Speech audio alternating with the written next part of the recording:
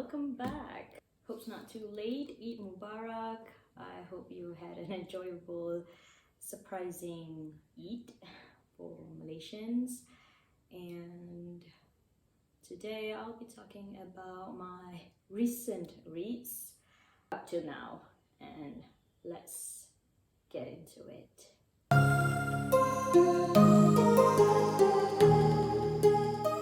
So there's a combination of manga or Japanese comics I've been reading, and also some books.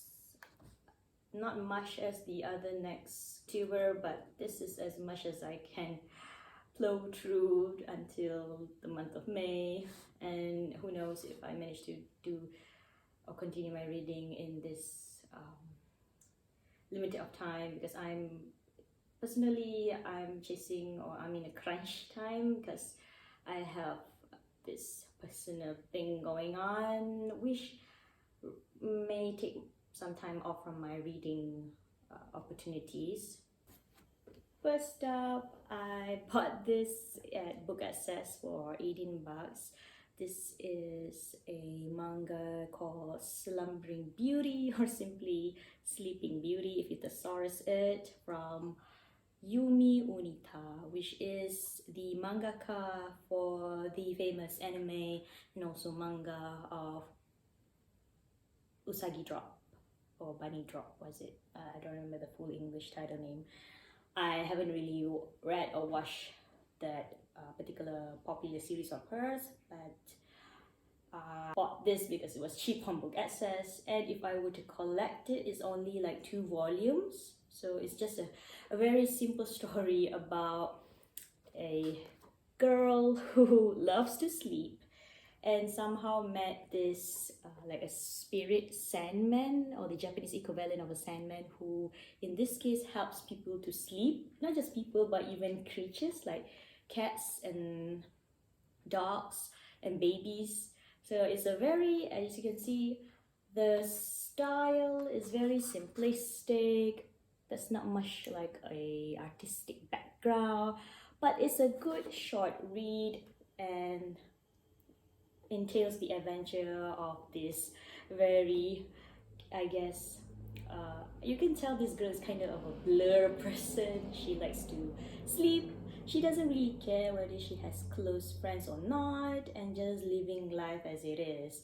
And somehow this Sandman kind of actually drag her along to help him in her on his mission, because he felt like she's like the most problematic wake up from the slumber. So he dragged her into helping him complete his mission, and along the way she somehow learns to make friends and gain new things and learn new things about herself, which I think is very interesting. I don't know if it's still selling in Book Access. I think you should try if you have the chance. It's a super sweet short story and very episodic. It's very nice. The next one is a bulk of series that I've been trying to commit myself to and committing to buy them once a month with my paycheck allows me. And these are all bought from Book Depository, and that is Vinland Saga series. The gist of it, wait, let me get some, Vinland Saga from Makoto Yukimura.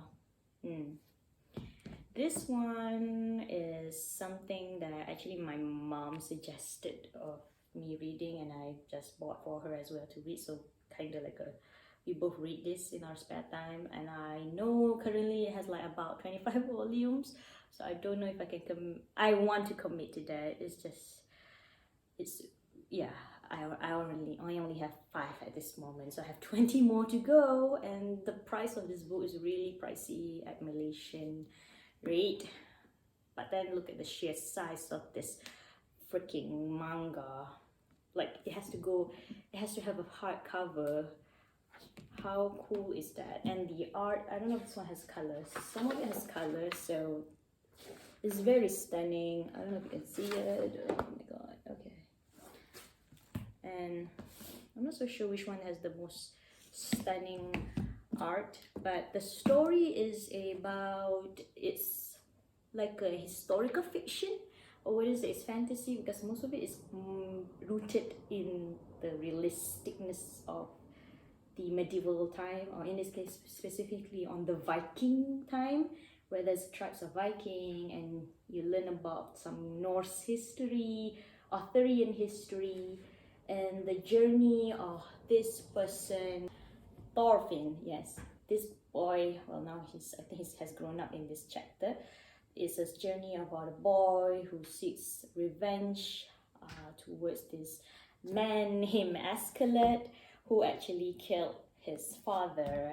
But in order to assert his revenge, he joins Askeladd in his like pirating crew and help in the war between England and Denmark and all those sorts of stuff that benefits them. But all the while, Thorfinn was just trying to improve his fighting skill in order to exert his vengeance against Askeladd. In all honesty, I kind of like Askeladd character because for once, I don't know, I know that male protagonists in seinen or shonen stories is all about the growth of those boy into a man, a wise young man. But some of their decisions in the first place, in all honesty, like, you know those memes where they say like, for instance, in the meme of Mulan, is that if General Shang kind of like could have seen her cleavage in the early of the episode, that show would have ended in 5 minutes. So basically, Thorfinn case, to me, that was how it should have gone. I mean, him as a boy, he should have really just been an obedient little toddler. He should have just stayed at your lane and not cause freaking burden to your father. And instead, your father is dead. So if it wasn't for that, you wouldn't have faced the consequences. But well, we have to face that. I don't know why. I think it's because I'm going a bit off tangent, because I read mostly, or what I've seen mostly about female protagonists or heroine that I consume in my readings or media, is that most of the situation that the female are forced to become the chosen one or the heroine is it's not out of her own like careless decision, like her village got pillaged or something, or like in case of Katniss Everdeen, like her sister got raped for the Hunger Games. It was all out of external factors that forced them to become who they are. But in Thorfinn's case, it's all, well, you can say it's all about the innocence of kid, you know, little kid don't do anything. But in my defense, it could have not become that particularly gruesome or sad, tragic backstory of his if he just stayed in his lane, if he just listened to his mom and dad and not follow into the ship and then see father got killed by this man called Askeladd and, you know, fuel his revenge. But whatever, that's the story it goes, and that's just like my, you know, little jibes. And it's not even like a critical technical thing on this author's part. Honestly, I'm really how to say, I wouldn't say enjoying. I think I like the flow of the story. It's very atmospheric, even though it can be dark. It's not for children, okay? It really goes dark and very graphic in their portrayal of medieval days. When I say medieval days, zaman jahiliyah, how they treat women poorly or look at women poorly, and then all those kind of nuances regarding those days, and about slavery. Yes, one of the important thing about this series is all the discovery about freedom, slavery, also about religion. I think that's very interesting. I'll just, you know, add this along the way as I thought through. And yeah, Vinland Saga. It has its anime adaptation as well. I just don't know if I want to follow it since I'm reading this. And it is coming out for a second season, I heard. So if you prefer to watch it at action, go for it. If not, stick to the manga. Don't be disturbed by the lengthy size of this manga. It's honestly a fast read. I read it like in one night. If you want to compile the hours spent, not really. And me being and saying one night is just like how many hours spent on this, provided I didn't take any breaks, because throughout this time I took breaks, and yeah, I made up volume 5. So manga is out of the way, time for books. These are the books I've read up till now. Not much. How much? 1, 2, 3, 4, 5, 6, 7.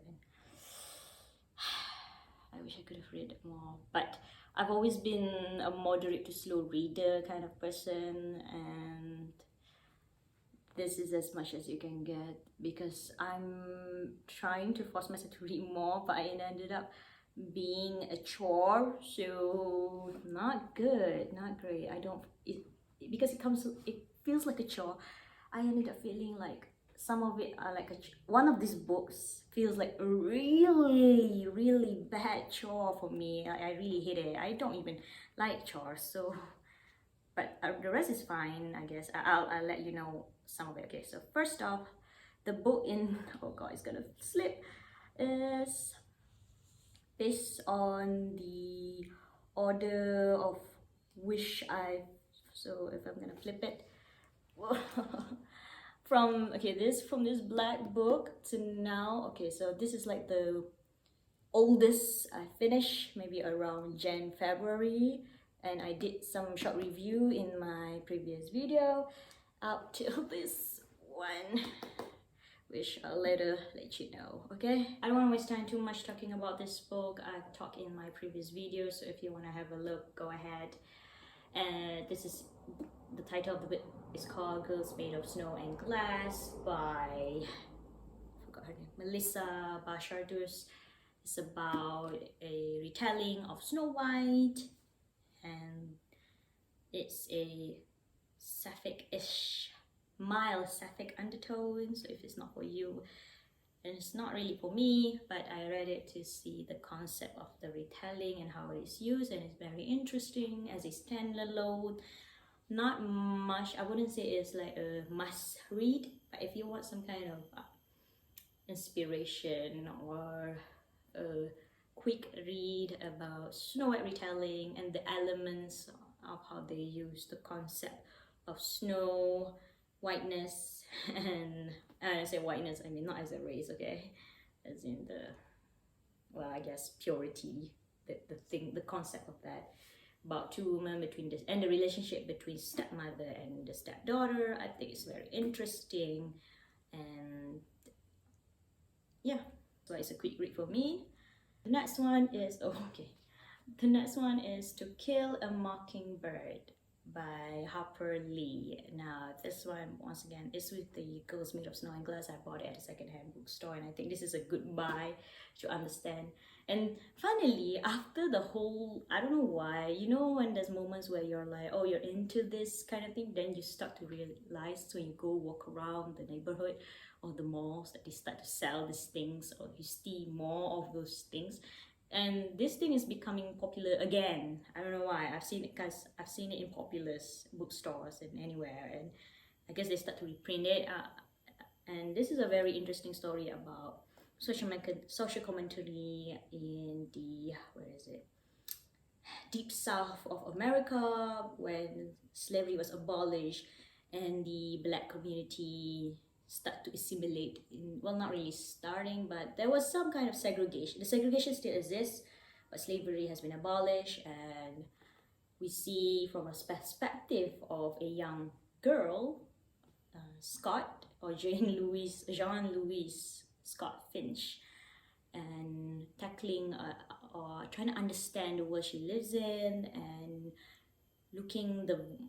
and having her father as the one that she looks up to set the goal, or to set the tone and the morality of how she sees the world between black and white. And I think it's very interesting because, and funnily, I when I first started reading, I thought it was kind of a bit hard for me to get into it because of the tone of the voice. It really used some deep southern accent, like this American rural accent that you've seen on TVs and stuff.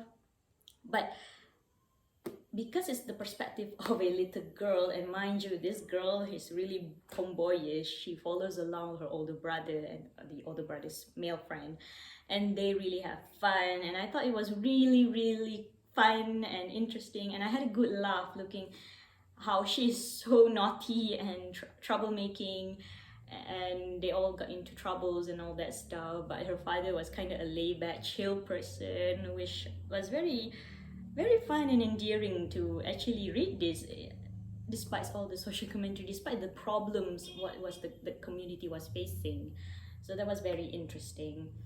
And in the end, I did finish it quite fast, towards like, I don't remember what it picked up the pace for me, but after that I kind of read it, quite enjoyed reading it. So not only did I feel like I learned something, I enjoyed it, really, really enjoyed it. Please have a read, not only because it's good to have some kind of social commentary and understanding about segregation, like how the world is messed up before and still today is, it really, really is something, and it is a classic from Harper Lee. So yeah. The next one was a book review. I was asked to do a book review by Fixie. This was a collaboration between Booktube Malaysia and Fixie, a local publisher here that specialize in producing like a pulp fiction kind of story with one-liner title. And the ones that was given to me was a book called Suci by Hadi Amnov. This for me was quite an interesting read. If you ask me if I enjoyed it, I don't know why. When I was reading this, it was more of me being quite, there's a mixture of me trying to be objective and subjective in my reading. And the tone of the story is simple. I mean, I say the genre of the story is simple. It has been done before. It's just a matter of execution and whether it's been done alright. In my opinion, if you love your Hunger Games, Maze Runner, and all your post-apocalyptic kind of story, I would suggest you take Suci. You would read Suci, please, because it's really an interesting new novel released by Hadi Amnov. Now, I don't know much about, haven't read about his other works, because I've found out that other than his scriptwriting talent, he writes mostly comedy.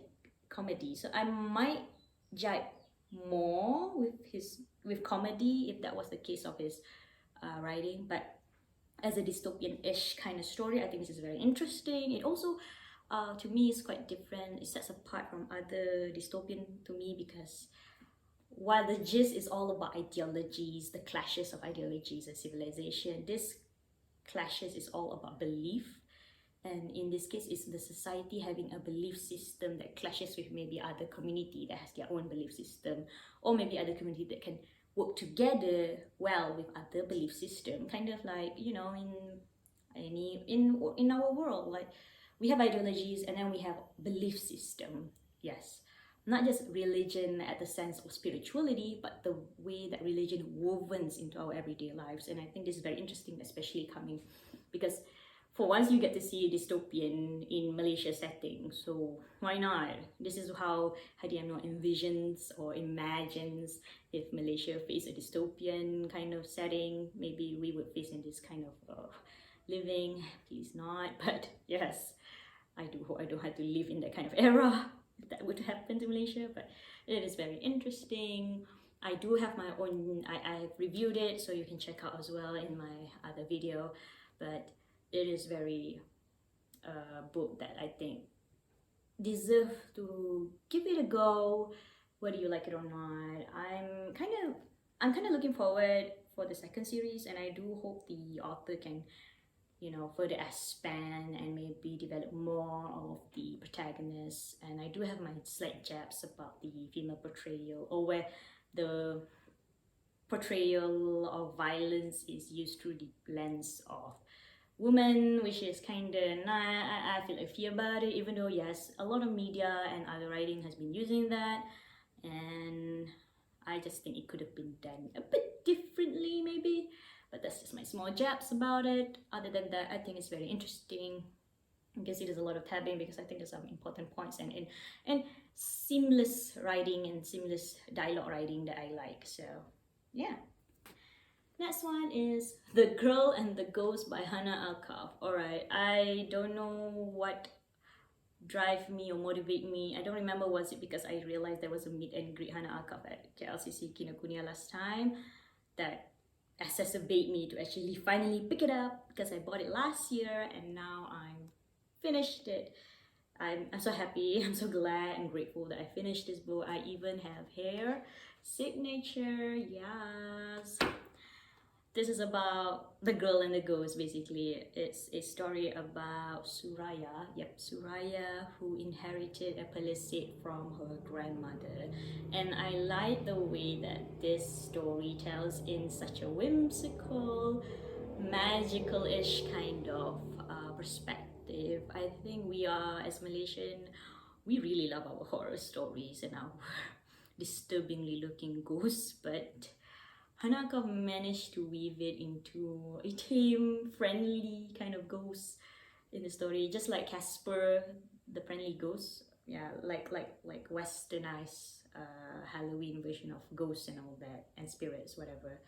And I think it's very interesting. And there's some, and I even listened to her interview podcast last year ago with TBNT, Two Book Nerds Talking, about how she done her research on understanding the laws behind the creation of or the summoning of this kind of spirits in our Malay lore, or yeah, in our Malay lore, especially during pre-Islamic time. I think there were rampants of this kind of black magic practices.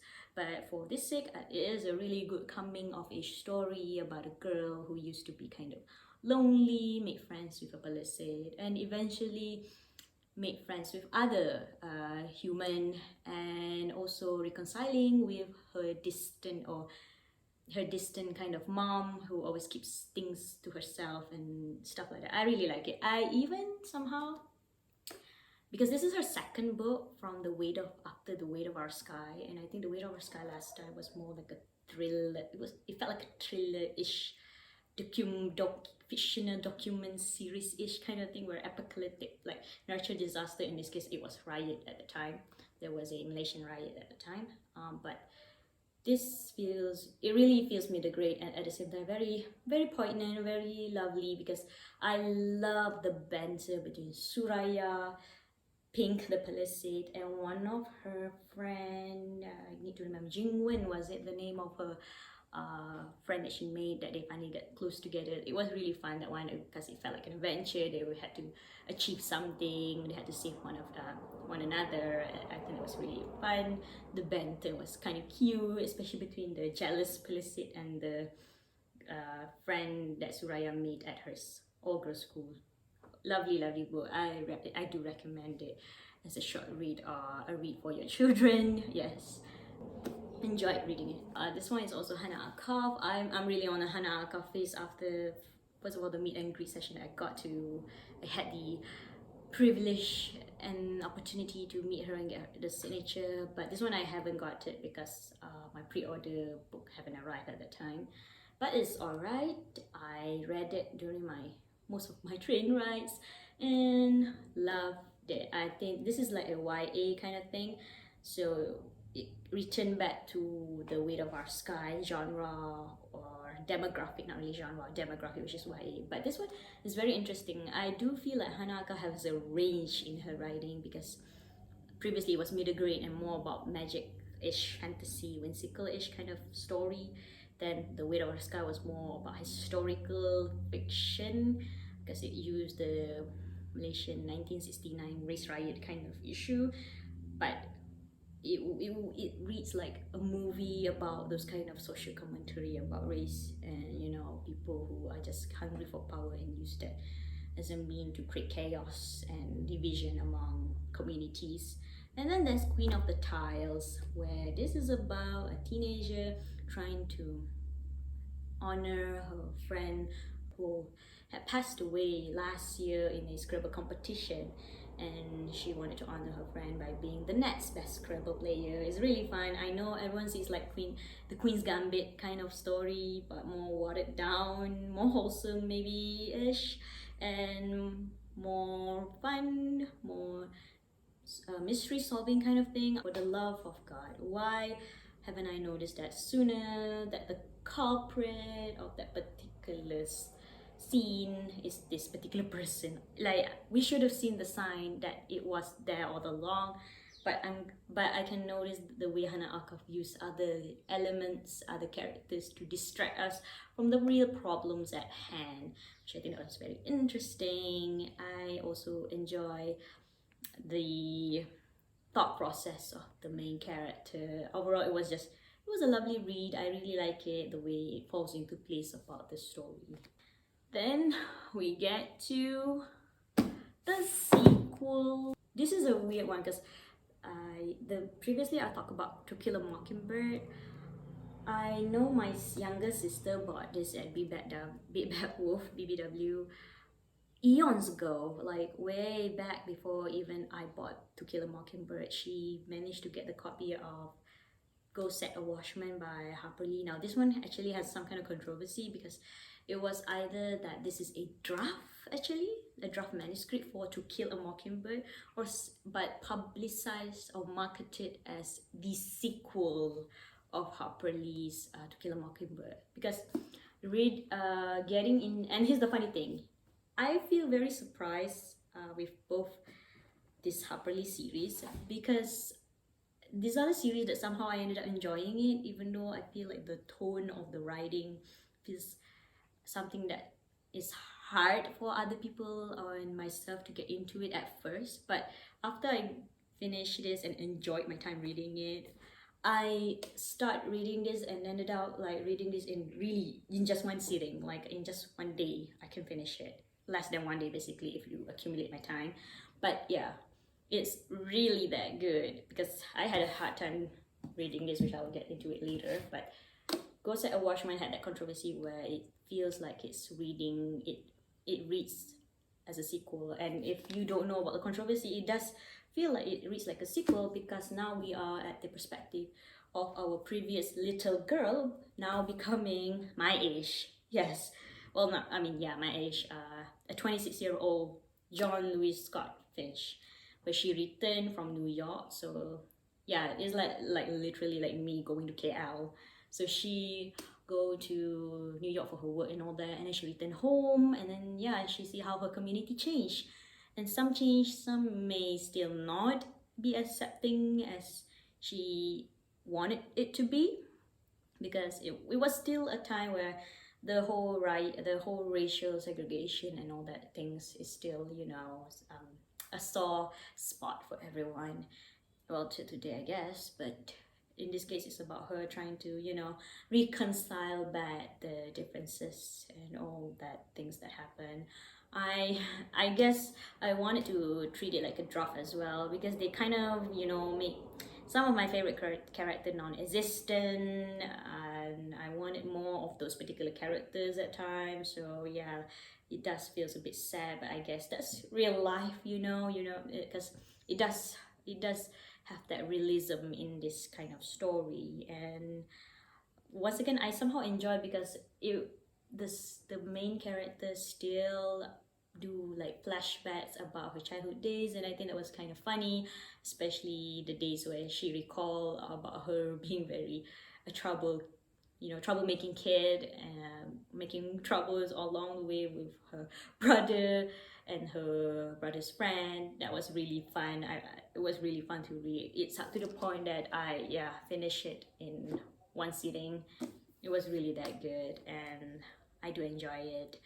Despite the controversy lying about in this book, I'm glad I bought it as a second hand, I guess. So I do, for one, really recommend reading this, because I think this is the OG. This is not really, I think they say Harper Lee went through a major, if this was a draft for this book, it really was a major change, because first of all, this character here is 26-year-old. This one is like what, 9, 7? I don't even, yeah, like a little kid. Yeah, like major change. And I guess I do want to treat it as a draft because I feel a bit sad about the characterization of her dad in this story, because I think some people say this was like a, you know, when you grow older, you see your parents as human. You don't really put them on the pedestal of the dad. That's where the main character, Scott Finch, reconcile and realize about that, how do you say, reality about her father view on the black community at the time. And I really liked this one like very poignant scene or quote, is that Scott Fish, that girl, is truly the one that is colorblind. And I say, when they say colorblind in this case, it means that she never really differentiate between black and white, especially when it comes to race or skin color. And I think that's very poignant and very lovely to see that, because or a social commentary saying that only Scott Finch is another level of a moral compass she holds, like Atticus Finch, where he was like one of like the star of the story in here.